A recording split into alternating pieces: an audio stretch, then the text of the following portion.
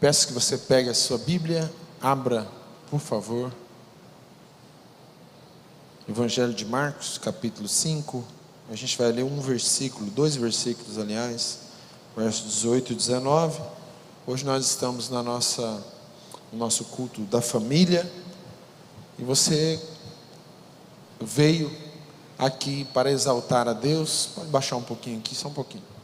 Veio aqui para adorar a Deus. Vale a pena realmente fazer esse investimento na sua vida, na sua história, diante de tantas coisas. Então, se concentra comigo aqui. A gente não vai demorar muito, mas eu gostaria que você prestasse atenção. Capítulo 5 de Marcos, verso 18 e o verso 19. Diz assim: quando Jesus estava entrando no barco, o homem que estivera endemoniado suplicava-lhe que o deixasse ir com ele. Jesus não o permitiu, mas disse: volta para a tua casa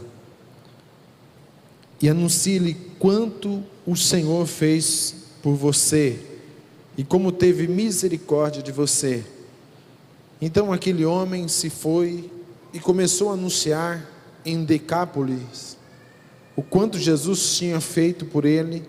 Todos ficaram admirados, e essa é a palavra de Deus, tá? Se você puder ficar com a Bíblia aberta, eu vou agradecer. Esse texto aqui é o texto, eu só li o finalzinho dele, né, que nos fala que quando o homem, o endemoniado gadareno, que já havia sido liberto nessa altura, fala para Jesus: eu quero ir com o Senhor. E Jesus diz: não, você não vai comigo, volta para sua casa, tá? Esse homem aqui, a história nos conta que ele era um homem endemoniado. Na realidade, a ideia bíblica era que aquele homem, ele era um ninho de demônios, e pelo fato dele ser um homem endemoniado, o diabo roubou, e o diabo, na verdade, detonou muito a sua vida, a sua história, de forma que ele tinha perdido tudo, a sua liberdade, a sua identidade tinha perdido, e a sua história se tornou um drama. Ele era amarrado por correntes, mas tanta força ele tinha, que ele quebrava as correntes. Isso está lá no começo do texto, desde o verso 1 você vai ver essa história, vai poder ler e entender a história. Eu estou contando rapidinho aqui para você. Mas a Bíblia nos fala que esse homem gerava um certo tumulto na cidade, naquela cidade que ele habitava. E Jesus foi ter, atravessou o mar, chegou até aquela região, em Gadara, e esse homem veio até ele. Os demônios suplicaram que Jesus não o atormentasse, suplicaram que deixassem eles em paz, porque esse homem era possesso, e esse homem tinha muitos demônios. Jesus, ele vai libertar o homem. Jesus vai libertar aquele homem que estava possesso, sem identidade, sem liberdade. Ele tem um encontro com Jesus, e a partir daquele encontro que ele tem com Jesus, Jesus liberta o homem, Jesus transforma o homem, Jesus devolve a sua identidade. O verso número 10 vai dizer assim: implorava a Jesus com insistência que não os mandasse sair. Quando Jesus pergunta no verso 9, qual é o seu nome para o rapaz, ele diz: Legião. Então a gente vai perceber que esse homem aqui é um homem que, pelo domínio do diabo, por Satanás, ele tinha perdido tudo. Ele tinha perdido a sua liberdade, ele tinha perdido a sua casa, ele tinha perdido a sua história, e ele tinha perdido a sua própria identidade. Quando Jesus faz a pergunta para ele, pergunta: quem você é? Ele não diz: eu sou João, eu sou Pedro. Ele não fala o nome que ele tinha de batismo, mas ele diz: meu nome é Legião. Legião, mostrando que havia mais, de milhares de demônios ali na vida daquele rapaz.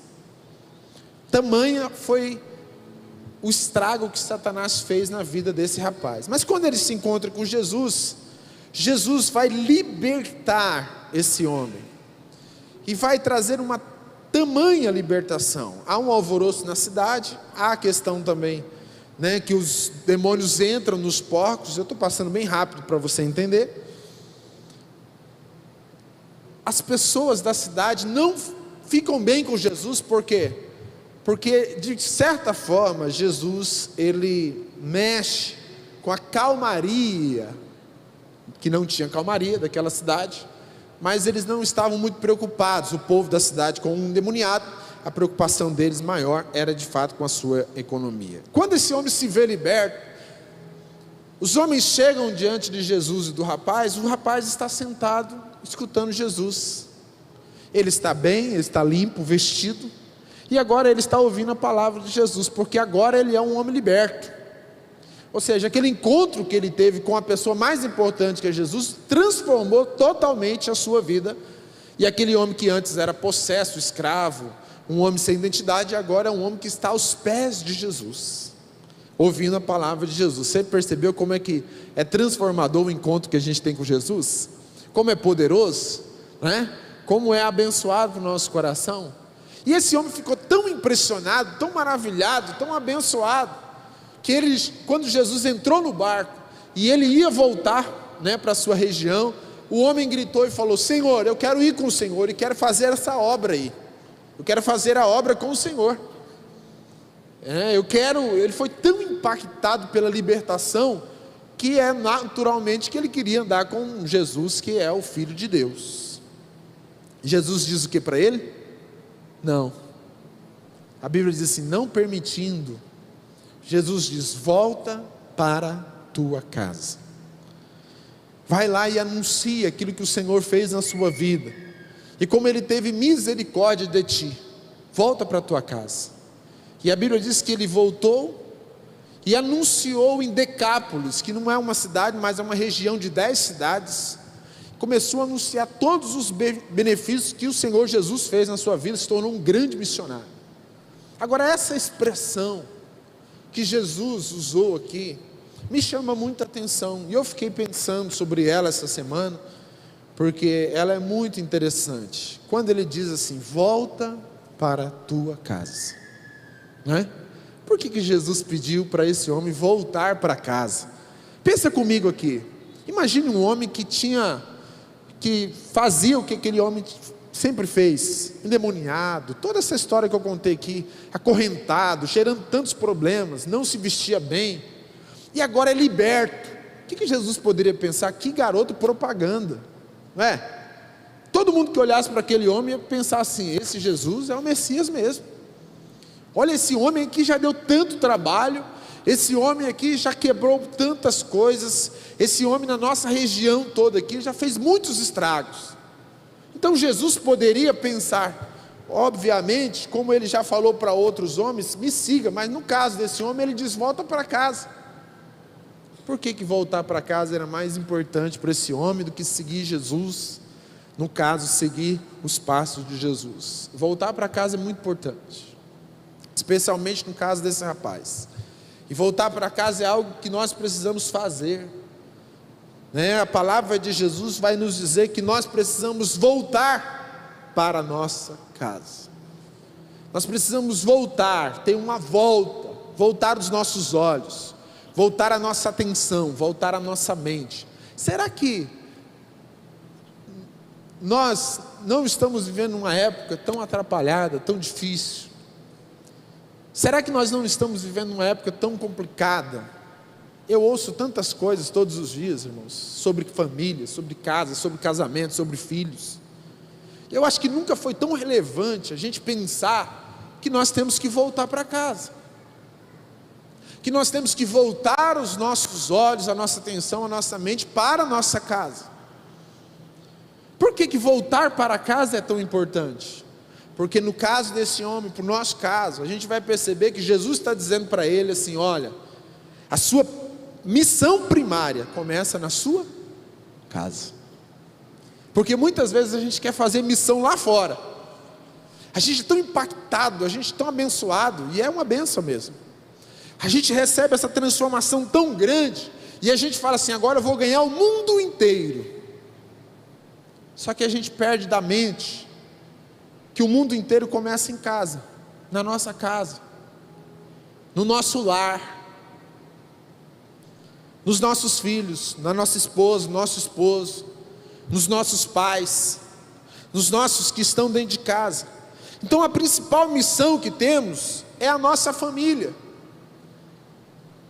Principal e a primária missão que você e eu temos é com a nossa casa. Não adianta queremos cuidar de tanta gente, de tantas coisas, e se esquecer do que é mais importante para a nossa família. Você tem que fazer a missão, você tem que levar as boas novas para um amigo, para qualquer outra pessoa que você gosta, mas eu quero que você se lembre, você não pode perder de vista o objetivo principal para o qual Deus te chamou: salvar os que estão na sua casa. E sabe que muitas vezes a gente vai se atropelar, porque a obra é muito grande, o chamado é de Deus para nós, tem muita gente precisando, mas muitas vezes a gente vai invertendo os valores, invertendo aquilo que é mais importante. Então, infelizmente, a família, ela tem sido esquecida, queridos. Sim ou não? Pode balançar a cabeça aí. A família tem sido esquecida.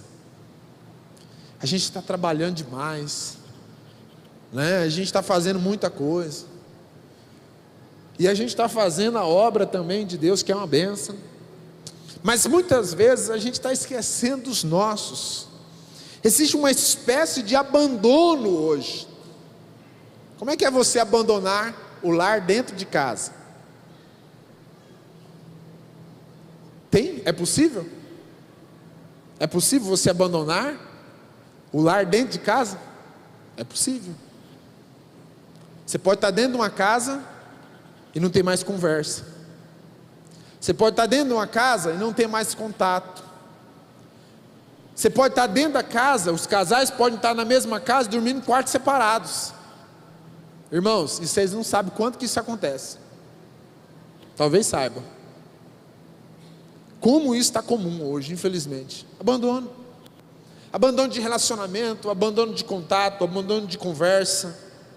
Nós precisamos cuidar, porque a família tem sofrido com o abandono. Não há mais a pouca relação. E quando nós falamos em escala de valores, e parece que essa palavra vem ocupando aí uma certa hegemonia, nós estamos dizendo que Deus ocupa, né?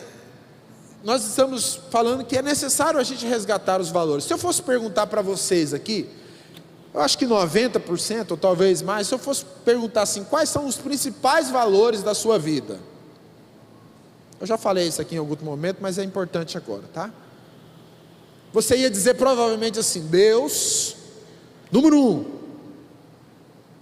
Sim ou não? Número 2, minha família. Número 3, meu trabalho. Número 4, a igreja. Agora não balança a cabeça, tá? Para você não se comprometer agora. Número 1 é que normalmente a gente investe mais. Quando eu falo investir, eu não estou falando que você tem que ficar o dia inteiro ali fazendo, que a gente tem uma ideia errada sobre prioridade. Quando a Bíblia fala assim, orar em todo o tempo, ela não está dizendo que você tem que estar toda hora orando, toda hora orando, toda hora orando. Não. A Bíblia está dizendo que você precisa ter uma vida conectada com Deus em oração. É diferente. Por quê? Porque quando eu estou conversando com você e a gente está fazendo um projeto, você não está orando todo o tempo, você está conversando comigo. Então a gente tem que ter discernimento sobre isso. Mas se eu perguntar para você, na escala de valores, Deus está em primeiro lugar na sua vida mesmo. Sua casa está em segundo lugar mesmo. Sua família. O trabalho está em terceiro lugar mesmo. E a igreja, será que está lá mesmo? Pode ser outras coisas, amigos. Tem várias coisas. Projetos, faculdade. A gente tem que recuperar a nossa... quando a gente volta para casa, e essa é a ordem de Jesus, a gente tem que ser bem sincero, porque a gente precisa resgatar as nossas prioridades. O discurso normalmente é muito bom, mas às vezes a nossa boca não fala com os nossos pés e as nossas mãos. Precisa existir uma coerência entre a boca, pés e mãos, ou seja, precisa existir uma coerência entre o que nós falamos e como nós agimos. É necessário ter coerência nessas coisas. É importante nós resgatarmos. E quando Jesus está dizendo, volta para a tua casa, Ele está dizendo, a tua missão começa lá na tua casa. Lá que começam os seus grandes desafios. Lá que você vai poder evangelizar e mostrar para os seus como Deus foi misericordioso. Voltar para casa é uma ordem de resgatarmos os nossos valores perdidos na nossa própria casa. E como nós perdemos esses valores?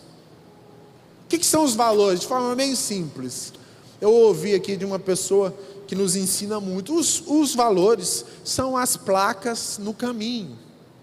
São aquilo que vai balizar as tomadas de decisões que você vai ter.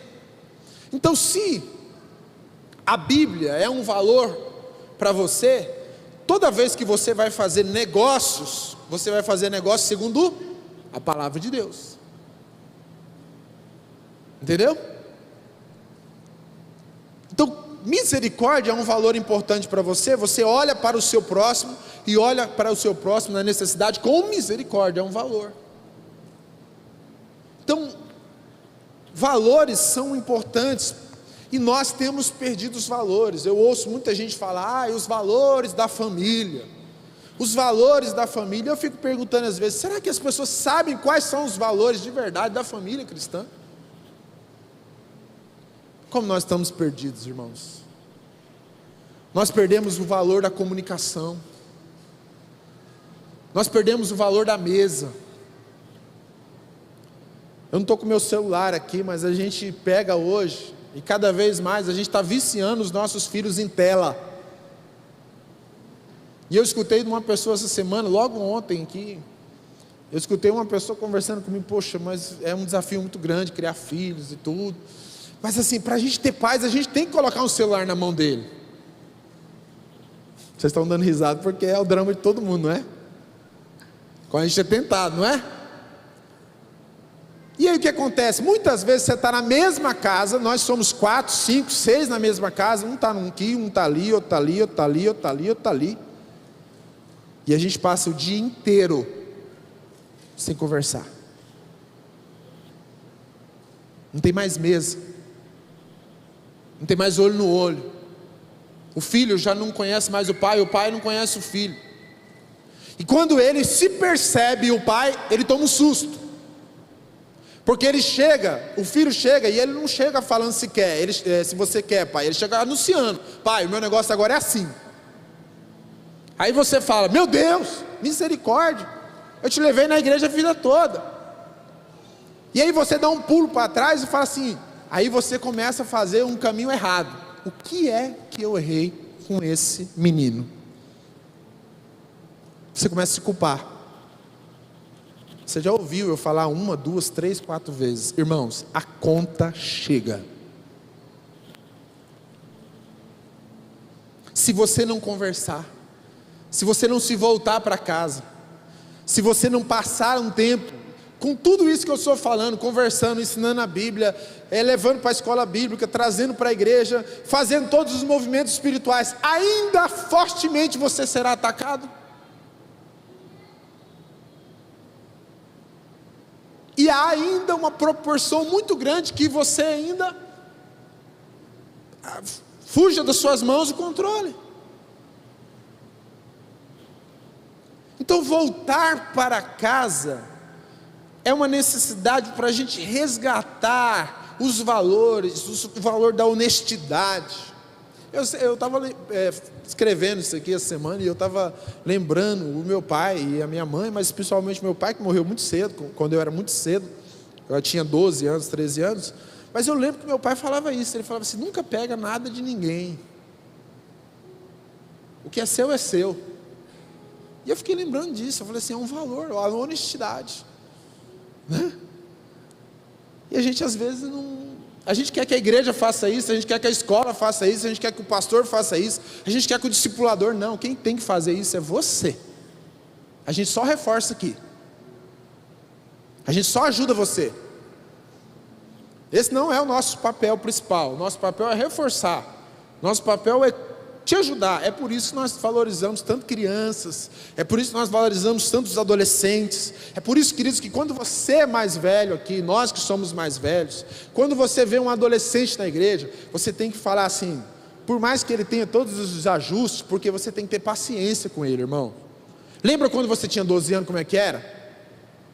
Você era pronto como você é? Como é que você era? Você era menino, menina, errava, fazia um monte de coisa, e os nossos pais tiveram paciência com a gente, não teve? Então o que eles pensavam da gente? Esse menino aqui, e davam umas na gente. Mas às vezes a gente está com 40, com 50, com 35, sei lá com quantos anos, a gente chega num de 12 e fala assim, sabe de nada na vida não. Gente, calma, tenha paciência. Incentiva ele, fala assim, que bom que você está na igreja. Eu também me lembrei agora, eu estava escrevendo isso, me lembrei, quando eu comecei a vir na igreja, eu lembro que Wanda, outras pessoas falavam assim, que bom que você está na igreja. Eu tinha 15 anos, irmãos. Então essas palavras, por quê? Elas ficam no coração, porque muitas vezes a gente só cobra e diz assim, mas você dá trabalho demais, os adolescentes, misericórdia, os jovens, sangue de Jesus, as crianças, sangue de Jesus. Irmãos, incentiva essas pessoas, são os nossos preciosos, são as pessoas mais preciosas, são pessoas preciosíssimas na nossa casa. Então quando um adolescente, seu filho, chega assim e fala, pai, eu quero ir no retiro, sabe o que você faz? Fala, vai e paga logo.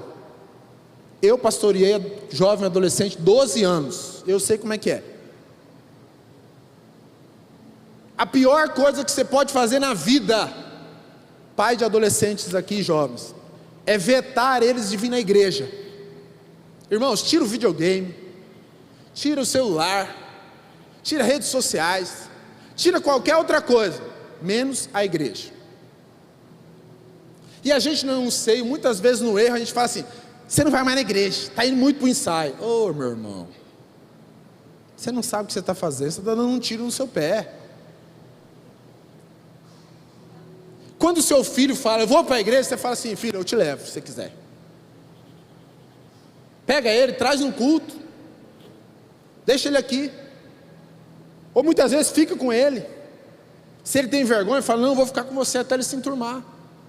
Então a gente precisa resgatar, voltar para casa. Voltar para casa, resgatar os valores. Voltar para casa significa resgatar os papéis fundamentais da família. O homem é o líder da igreja, da casa. O homem ele é o pastor, 3 P's aqui, né? Pastor, protetor e provedor. Não tem tempo para a gente falar sobre isso muito, tá? Mas assim, você é o homem. Olha para mim os homens aqui. Você é homem. Você é pastor da sua casa. Você é protetor da sua casa. Por isso que Deus te deu mais força. E você é provedor. Mas muitas vezes, vou te contar, hein? A gente, uns homens assim que vai fugindo dos seus papéis. Mulheres, né? Isso aqui já daria tempo para a gente fazer mais aqui. Mas mulheres, vocês são adjuntoras, auxiliadoras, ajudadoras, administradoras. Tem uma percepção que os homens não têm. A mulher está sob a mesma missão do esposo. Os dois andam juntos. E aí, para a gente caminhar aqui rapidamente para o fim, por que é necessário voltar para casa? Porque na casa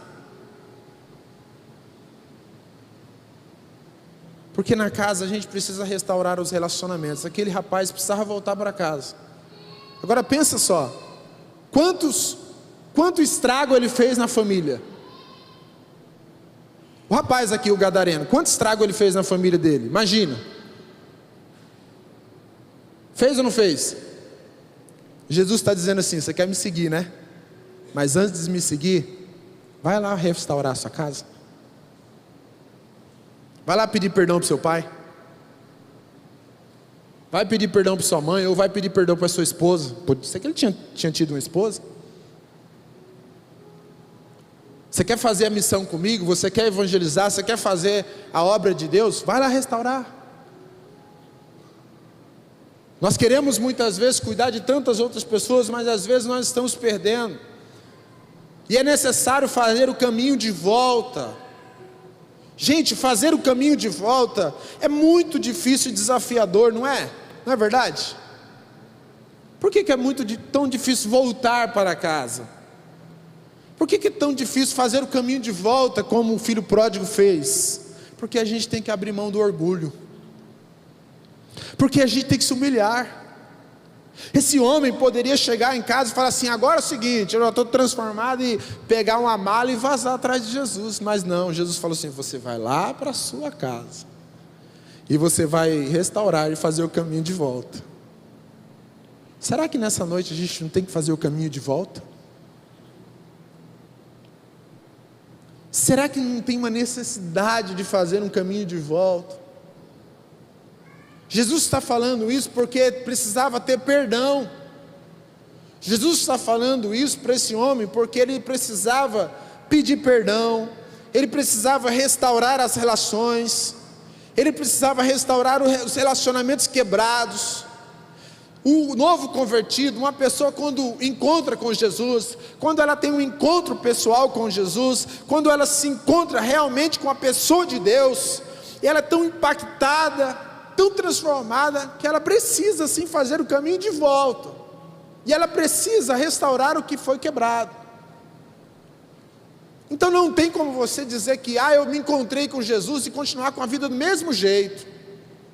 Não tem perdão, não tem cura, não tem humilhação, não tem restauração, não. Frutos dignos de arrependimento. Quando você vê uma pessoa que se encontrou com a pessoa de Jesus, a pessoa mais importante, ele vai receber essa palavra: hoje você precisa voltar para casa, e lá você precisa restaurar os seus relacionamentos, lá você precisa refazer, e agora você tem a oportunidade de cura, de perdão, de restauração. Queridos, Jesus não quer nos salvar a despeito da nossa casa. Jesus quer salvar você, mas Ele quer salvar os seus, quer salvar a tua esposa, quer salvar os teus filhos, quer salvar a tua casa. Jesus tem uma palavra, tem um poder para restaurar, como aquele homem diz: eu e minha casa serviremos ao Senhor. Então, se você é uma pessoa salva, olha para a tua casa hoje, olha para os teus hoje. Tem necessidade de perdão na minha casa? Eu estou sendo muito duro com os meus, estou sendo muito duro, está faltando perdão. Fruto de uma pessoa que se encontrou com Jesus, peça perdão, converse com essa pessoa, baixa a bola, se humilha, como o filho pródigo: pai, gastei tudo, fiz tudo errado, eu não sou nem digno de ser recebido pelo Senhor. Mas o pai é tão amoroso que Ele não dispensa a gente. Ele não nos dispensa, Ele nos abraça com um braço de misericórdia. Então muitas vezes, tem uma figurinha assim, né, que tem no WhatsApp aí, eu gosto daquela figurinha. Ela diz assim: deixa Deus te ajudar, né? Muitas vezes Deus quer te ajudar, mas você não quer deixar Deus te ajudar.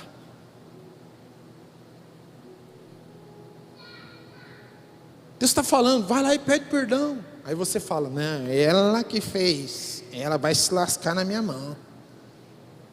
Ele que fez, ele vai ver como é que é agora, vai comer na minha mão. Está errado. Às vezes com os filhos, às vezes com as nossas relações. Então volta para casa, volta para a restauração. Voltar para casa é viver frutos de pessoas convertidas. Pessoas convertidas restauram os seus relacionamentos. Quando esse homem foi salvo, ele foi liberto, ele precisava demonstrar frutos assim de conversão. E a partir do momento que ele teve esse encontro, ele precisou demonstrar, ele teve com Deus de forma real e verdadeira. E agora ele precisa restaurar o seu relacionamento com os seus, esposa, pais, filhos, não sei quantas pessoas fossem necessárias. Ele precisava ir lá e dizer: olha, eu causei muitos danos contra vocês, mas hoje eu estou aqui para reparar tudo que eu fiz. Não deixe a sua família ser perdida por falta de humildade. Volta para casa, volta para o seu lugar, volta a sua atenção, o seu coração, volta para casa, porque a casa é o lugar principal de primazia, onde Deus quer restaurar. Só que a partir daquele momento, depois que esse homem voltou para a sua região, para a sua casa, casa também, além de ser casa, lugar, é casa, sua região, sua cidade, ele começou a anunciar todas as boas novas, porque Jesus, ele quer gerar admiração através da compaixão. Então quando aqueles homens viram quanto que Jesus foi compassivo com aquele homem, aquilo ali gerou admiração. Nossa, como Jesus é poderoso e pode transformar a vida das pessoas. Ah, irmãos, quando você tem um encontro real com Jesus, quando você entende a palavra de Jesus, quando você entende que isso é poderoso para o seu coração, as pessoas começam a perceber o que Deus está fazendo na sua vida, na sua história. E sabe, isso chama muito a atenção. Isso impacta vidas, transforma corações. É tão bom e Deus, ele é especialista nisso. Deus pega casamentos muitas vezes quebrados, e a partir do encontro com ele restaura esse casamento. E a especialidade dele é restaurar. Sabe aquele amigo seu que duvida de você? Aquele cara que fica desdenhando de você na empresa, muitas vezes, ele olha para o seu casamento agora diferente, você está com um sorriso no rosto, você já não briga mais tanto, é porque você está no processo demorado, e aí tem luz na sua cara, tem sorriso, tem algo diferente. Ela começa a olhar e fala assim: rapaz, tem alguma coisa diferente nessa pessoa. E ele começa a perceber e se admirar daquilo que Deus faz na nossa vida. Porque o testemunho é mais impactante. A partir do momento que você testemunha, a partir do momento que você leva, a partir do momento que você que você faz isso, as pessoas vão ser impactadas. Isso gera admiração. Sabe, queridos, a gente precisa restaurar e recuperar a capacidade de ficarmos boquiabertos com aquilo que Deus está fazendo na nossa vida. Por isso que é tão importante o valor da casa que evangeliza. Por isso que é tão importante o casamento que é restaurado. Os filhos, os jovens que honram os pais, honram a mãe, dão testemunho de pessoas restauradas, dão testemunhos de pessoas que glorificam a Deus através da sua vida. Porque assim como o homem ama a mulher honra o homem com a sua submissão, os filhos, eles devem honrar o seu pai. Então volta para casa. E essa é a ordem de Deus a todos aqueles que se desencontraram na vida. Talvez você está aqui hoje: pastor, minha vida não está muito boa assim não. Esse homem aqui, gadareno, também não estava assim. A vida dele não estava muito boa, até que um dia ele teve um encontro com a pessoa mais importante, que é a pessoa do nosso Senhor e Salvador Jesus Cristo. E a partir daquele dia ele foi transformado pelo poder de Deus. A partir desse dia que nós voltamos para casa, famílias são restauradas. A tua família ainda se constitui como um enorme campo missionário, querido. Lares precisam de Deus, porque muitas vezes estão como o lar desse rapaz aqui, estão sendo controlados por forças diabólicas, por espíritos demoníacos. Perde a identidade. Qual é o seu nome? Não sei. Hoje em dia, a maior crise hoje das pessoas, dos jovens, de adolescentes, é porque já não há mais identidade. Você pergunta para as pessoas, como é que é? As pessoas estão perdendo a identidade. Mas Deus quer restaurar você.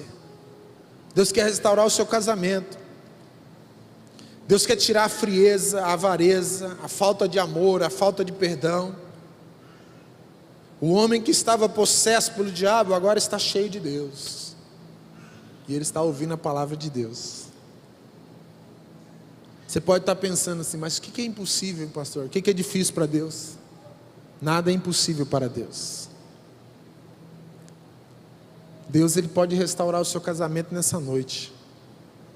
Deus pode restaurar o seu relacionamento com os seus filhos nessa noite. Deus pode restaurar a sua casa hoje. Deus pode restaurar você totalmente. Mas o chamado de Jesus hoje é: volta para tua casa. Volta para casa. Vamos voltar a nossa atenção. Vamos voltar a nossa devoção. Vamos voltar aos relacionamentos. Vamos voltar de forma intencional ao evangelismo dos nossos. Vamos levar as pessoas à nossa casa, para que a nossa casa seja um ambiente de salvação. Por isso, quando você faz isso em um pequeno grupo, ou qualquer outro movimento, um culto familiar, você está fazendo com que haja admiração na sua casa, e ali haja transformação de vidas. Volta para casa hoje. Volta para casa, você que está longe dos caminhos de Deus. O seu lugar é aqui na presença de Deus. Queria que você ficasse em pé.